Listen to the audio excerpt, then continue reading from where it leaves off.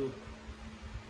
Saya Abu Mudi, Mudir Lembaga Pendidikan Islam Ma'hadul Ulum Diniyah Islamiyah Masjid Raya Samalanga, pasien COVID-19 Aceh ke-151. Dari total sekarang sudah mencapai 415 orang hingga hari ini Sabtu 1 Agustus 2019. Alhamdulillah, atas izin dari Allah Subhanahu wa Ta'ala dan doa yang tulus tidak henti-hentinya dari semua masyarakat, saya sudah dibolehkan pulang dari ruangan isolasi RACU Rumah Sakit Dr. Zainal Abidin Banda Aceh dan melanjutkan masa isolasi mandiri hingga 2 minggu ke depan dengan protokol kesehatan yang ketat. Wabah COVID-19 ini nyata adanya. Apa yang saya alami sejak hari pertama bukan sebuah rekayasa.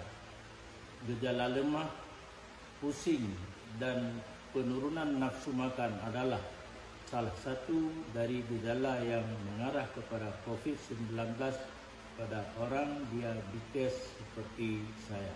Begitulah yang dokter ahli jelaskan. Saya telah mengikuti anjuran dokter dan ini sebuah wujud ikhtiar terbaik yang harus kita jalani saat kita dinyatakan positif COVID-19 oleh dokter ahli. Bukan menghindari, mencari-cari kesalahan ataupun mencari pembenaran. Hal demikian akan mengganggu kinerja dokter dan pemerintah dalam menekan angka penularan wabah pandemi ini.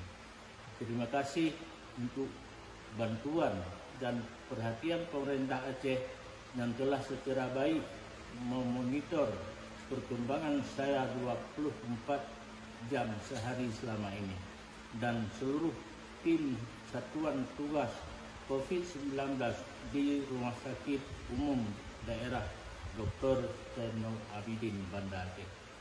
Terima kasih atas kerja keras tim dokter yang menangani dan petugas kesehatan yang merawat saya selama ini. Juga atas doa dan dukungan keluarga, sahabat, kerabat dan masyarakat semuanya.